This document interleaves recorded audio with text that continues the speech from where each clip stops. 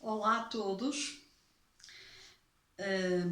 Hoje venho fazer uma partilha pela minha insistência de passar a vida em todos os vídeos, ou quase todos os vídeos, nos meus posts, etc., de falar de anjos. E queria partilhar convosco hoje uma experiência minha pessoal. Eu acho que as coisas fazem sentido quando nós, de certa forma, expomos aquilo que são as nossas experiências, a nossa interação com o universo. Pode ser que os outros se vejam refletidos nisso ou não, mas pelo menos acho que esta partilha tem de ser importante. Chamo-me Manuela Tavares, sou terapeuta holística, o rosto e o corpo por trás do projeto Terapias Melhor Holística e, como sempre, tens tudo sobre mim em www.terapiasmelhorholística.com. Cursos, formações, redes sociais, tudo. Hoje está tudo condensado no site. E como eu estava a dizer, hoje apetece-me falar de anjos. Há muito tempo que eu falo imenso de anjos, que promovo cursos de anjos, que publico inclusive nas redes sociais posts a falar de anjos. Seja qual for o tema, eu vou falando de anjos e eu queria partilhar isto. Eu não fui educada, fui educada no seio de uma família católica apostólica romana, mas não fui educada a falar muito de anjos ou a acreditar muito em anjos, confesso. Em santos, em Deus, em santos, na Nossa Senhora e tal, sim, isso era uma prática corrente e era uma linguagem corrente dentro do meu seio familiar. Fora disso, nada de muito, pronto, nada assim muito fora deste contexto. Há uns anos, muitos anos atrás, não foi assim há tantos quanto isso, nós achámos sempre que foi há muitos anos atrás, porque queríamos deitar lá para trás as coisas que nos aconteceram menos boas. Tive uma fase da minha vida muito complicada, complicadíssima. Mais um dos meus karmas, eu falei isso do vídeo anterior, mais um dos meus karmas que eu tinha de transmutar nesses tais 25 anos infindáveis, e vai ser até morrer, mas o grosso da coluna, o pior, estava ali a decorrer naquela fase. E nada acontece por acaso, e na verdade foi o conhecimento que tive com uma pessoa que tinha muita mania de dizer que pedia tudo aos anjos e eles que lhe mandavam as coisas. Eu achava aquilo tudo muito romântico, mas ao mesmo tempo muito inverosímil. Não achava que isto fosse possível, que não era assim. As coisas não eram assim. Há um certo pragmatismo em mim que diz as coisas não são assim. Até não são assim até acontecer connosco. E portanto, num belo dia, eu partilho isso inclusivamente no meu curso de anjos, seja quando faço presencial, seja em plataforma digital, onde eu os tenho, que na verdade, um dia ao acaso, um dia por acaso, sem grande. Nem estive a fazer meditação, nem estive a fazer nada, a ver coisa nenhuma, acho que até estava a lavar a louça. Não acho, tenho a certeza. E de repente eu sinto cá dentro uma voz que me dizia: falta de tratar os anjos. Naquele momento eu tive medo, fugi do local onde estava, já partilhei isto com muitas pessoas, porque eu nem percebi muito bem o que é que me estava a acontecer. Quando, passados uns dias, voltou, então eu já validei, já não fugi e já encarei a coisa de frente. À época pedi ajuda até a essa pessoa que falava muito de anjos, e essa pessoa disse-me com o ar mais inocente e franco do mundo: eu não percebo nada disso. Eu digo os meus anjinhos, mas eu não percebo nada disso. Mas o universo põe-nos sempre no nosso caminho as pessoas certas, no momento certo, para nós aprendermos o que temos para aprender e para evoluir quando temos de evoluir. Por isso é que nós temos que aguardar, porque no momento certo as coisas aparecem. Depois de algumas lições aprendidas, a duras penas. Foi o caso. E portanto, a partir daí, é quase como nós, isto é a lei da atração, quando eu estou a pensar em comprar um carro de uma determinada marca, começo a ver esse carro a aparecer na rua à torta e direito, inclusivamente a parar à minha porta, ou cruza-se comigo numa rua, ou olho para um stand, só vejo essa marca de carros, nessa cor, ou seja, através do nosso campo de cocriação, começamos a criar a nossa realidade e, portanto, atraímos para nós as coisas que nós estamos a desejar, quando são divinas. E ali aconteceu a mesma coisa.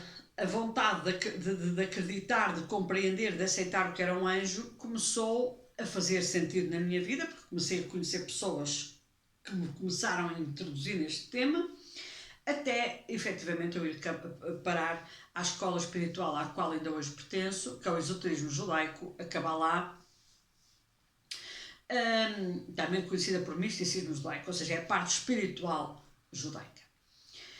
Não é religião, porque isso eu não quero. E como toda a gente dizia, os anjos são cabalistas, os anjos são cabalistas, os anjos são cabalistas. A primeira pergunta que eu fiz, mas então o que é um anjo cabalista e o que é cabala? Essa foi logo a primeira pergunta, porque dizer que os anjos são cabalistas, mas depois não perceber nada de Kabbalah, eu disse, então temos que ir à origem das coisas. Não vale a pena tratar o assunto pela rama. Então, se eu quero aprender sobre anjos, e se toda a gente diz os anjos são cabalistas, então o que é Kabbalah? Onde é que eu vou buscar esse conhecimento? E lá fui parar. Ainda hoje lá estou. Isto para dizer o seguinte. Primeiro, a desconstrução do que é um anjo foi completa. A desconstrução do que são efetivamente os seres angélicos, que em aramaico se diz malar, e malar é mensageiro, foi absoluta. A desconstrução de todo o conceito da angiologia e a reconstrução do mesmo é um facto. E é isso que eu partilho no meu curso, que são 2 cursos, Anjos de Inteligência Divina. O que é que a compreensão da verdadeira energia angélica... Há uma coisa interessantíssima que eu gostava de partilhar com toda a gente. Quando eu vejo imagens vendidas ou expostas nas redes sociais, ou quê, dos arcanjos, eu vejo sempre a figura masculina, loiros, olhos azuis, ou olhos verdes, como eu já vi o arcanjo, uma imagem do arcanjo Rafael, era um fulano lindo, loiro, de olhos verdes, parecia um ator de Hollywood. E depois também há do arcanjo Miguel, musculado, forte, poderoso, assim já um bocadinho mais moreno, que é para dar aquele ar de ator de Hollywood, de filmes de ação. E depois há ali uns anjos que interpretam com um ar entre masculino e feminino, que não se sabe lá muito bem o que é, de olhinhos sempre azuis, cabelinhos loiros cacheados, uma imagem bela e maravilhosa. Eu pergunto-me aonde é que as pessoas vão buscar estas ideias peregrinas e românticas para conceberem estas imagens dos arcanjos à luz da beleza humana. Porque a grande questão que se levanta aqui nessa imagem que é colocada cá fora dos arcanjos, os 4 fundadores são Uriel, Miguel, Rafael e Gabriel. Mas depois temos os outros todos, mas esses são os 4 fundadores do universo terrestre. Ou seja, onde é que se vai buscar essa imagem tão romântica e sempre linda? Portanto, nós nunca temos um arcanjo com o nariz torto, com umas grandes orelhas, com olhos pretos, ou uma cor de pele escura, ou com olhos acinzados. Não, a imagem é sempre loiros, olhos verdes, morenos, olhos azuis, musculados, corpulentos e masculinos. Depois lá pelo meio arranja-se ali 1 ou 2 que tenham um aspecto meio misógino e tal, mas a coisa vai parar sempre ao mesmo. Há beleza, há beleza, há beleza, e uma beleza sempre de acordo com os parâmetros, volto a repetir, humanos. Quem não estiver dentro destes padrões, com anjos nem com arcanjos, não importa nada, portanto. Eu acho que isto... Primeiro, é uma visão romântica das coisas que cai até em algum exagero. Nós precisamos das 3 dimensões, nós precisamos da bonecada. Eu também tenho em minha casa muitos anjinhos de louça rechonchudos, ora em vidro, ora em porcelana, ora esculpidos em madeira, ora feitos até em tecidos, enfim. Eu adoro comprar anjos, como a Lorna Burner diz, os anjos comerciais, que são os bonequinhos que nós compramos, espalhamos pela casa, na parede, nos móveis e tal, e eu acho muita graça aquilo e rodeio-me daquilo e de fadas, pronto. Porque nós humanos temos necessidade disto, tudo que é tangível, ok? Mas depois temos também a nossa capacidade de inteligência, que nos tem de levar para uma definição angélica muitíssimo mais espiritual e muitíssimo mais etérica. É esse o campo de cocriação, é essa a física quântica pura. É quando nós, dentro de nós, concebemos que um anjo e um átomo são uma e a mesma coisa. E aí os bonequinhos já ficam de lado, a imagem do musculado de olhos verdes e cabelo comprido cacheado também fica de lado. E então aí assumimos um outro patamar na nossa compreensão angélica. Afinal de contas, o que é um anjo? Então, aquelas imagens todas que às vezes até aparecem em livros de anjos, em mesas radiónicas, em fotografias, em pagelas que se vende por aí, todo lado. Essa foi a forma simpática que nós decidimos inventar as figuras, porque até nos dá jeito, e nós humanos apreciamos a beleza, somos o único animal que aprecia a beleza. Nenhum hipopótamo, nenhum cão, nenhum gato, nenhum urso, que eu saiba. Vai a um museu e deslumbra-se com um quadro de Rembrandt, mas nós humanos, sim, olhamos para um quadro de Rembrandt e ficamos completamente perdidos e deslumbrados, horas a fio olhar para aquilo, e portanto, somos o único animal que aprecia a beleza. Talvez por isso temos uma necessidade, eu diria visceral, de criar uma imagem de arcanjos, porque os anjos depois são tantos que nem nos vamos dizer, mas criar uma imagem de arcanjos sempre perfeita, linda, homens bonitos, atrativos. Aquilo em Hollywood era um sucesso garantido.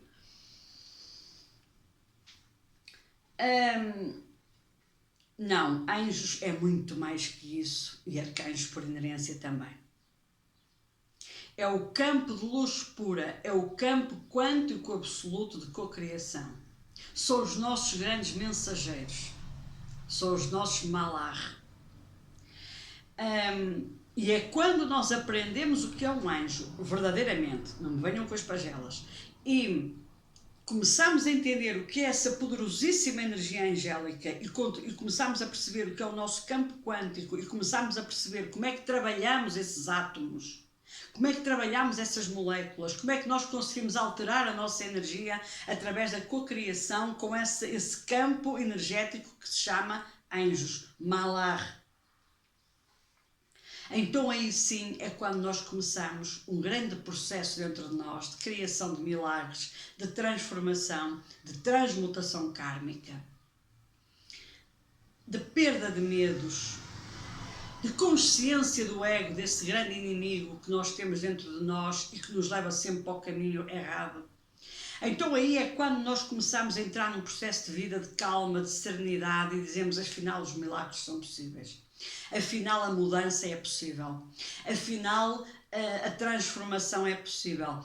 Afinal, o autoconhecimento é possível. Afinal, o contacto com a nossa alma é possível. As tais passwords que nós precisamos de conexão com a nossa alma são possíveis. Pois são. Aqui estão elas. Se tudo é energia, se tudo são átomos, se nós estamos constantemente a criar átomos, nós também estamos constantemente a criar anjos. Ora positivos, ora negativos. É assim que funciona o universo. E quanto mais consciência nós temos desta nossa capacidade de criar anjos, mais responsabilidade temos sobre tudo o que nos acontece na nossa vida. E isto é o que muito poucos querem assumir. Neil Walsh escreveu vários livros que são best-sellers e o mais famoso de todos e conhecido que é o Conversas com Deus. Toda a gente, eu também acreditei, isto é uma visão romântica também das coisas, que o Neil Walsh um dia estava com uma grande babadeira, aliás, ele foi alcoólico durante muitos anos e sem abrigo, depois caiu portanto, no seu ego e depois lá deu a volta e tal, e um dia estava deitado num sofá, penso que ele já tinha casa, já tinha saído das ruas, já não me recordo os pormenores, mas é uma questão de voltar a ler o livro, e de repente teve uma epifania e falou com Deus. E nós todos acreditámos, este livro em minha casa tem seguramente 20 e tal anos, o primeiro livro dele tem 20 e tal anos. Foi logo que saiu. E eu naquela inocência, naquela ignorância, disse assim, pá, que coisa, este homem falou com Deus. Envolvidos muitos anos, já depois de tomar outra consciência, de ter outra visão das coisas e do que é estas conexões com forças não visíveis, mas presentes, comprei há 2 anos ou 3 o último livro dele, cujo título agora não me lembro e também não o trouxe comigo para cá onde estou a fazer esta gravação, portanto agora não me recordo, mas até depois poderei pôr aí em baixo, em comentários, no texto do vídeo, o título do livro.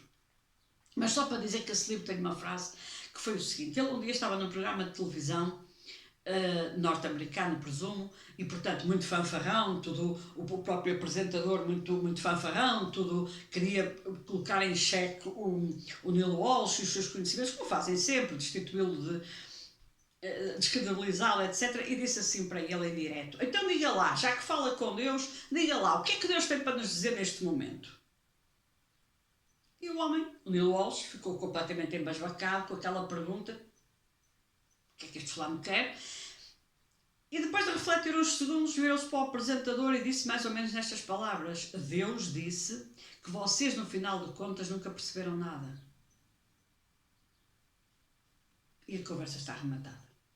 Porque, na verdade, nós achamos sempre, lá está, temos aquela ideia formatada de anos e anos de lavagem ao cérebro das várias religiões, que Deus é um homem, mais outra vez outro homem, sentado numa poltrona com um cajado na mão e que de vez em quando nos dá uma ripeirada quando nós fazemos uma asneira, e em criança convenceram-me que as trovoadas e os raios era quando Deus se zangava, e portanto eu sempre que ouvia uma trovoada ou raios eu não sabia onde é que me havia de meter a pedir desculpa e dizer: mas onde é que foi que eu errei?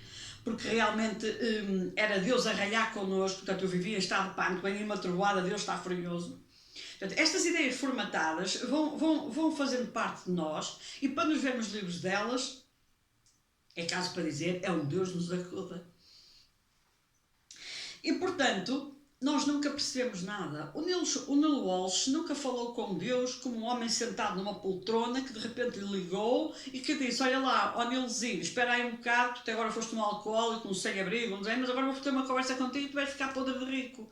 O que o Neil Walsh fez é aquilo que todos nós temos capacidade de fazer: conversas connosco. Conversar com Deus é conversar com os nossos anjos, é conversar com os nossos átomos, é conversar com a nossa energia, é conversar com o nosso self, é conversar com a nossa luz divina, é ter acesso direto à nossa alma, porque pelo menos algumas passwords já estão na nossa mão. E foi isto. Esta é uma ínfima parte daquilo que eu aprendi e aprendo com os anjos, e eis a razão de, para mim, os anjos serem o absoluto, total e completo deslumbramento e epifania da minha vida.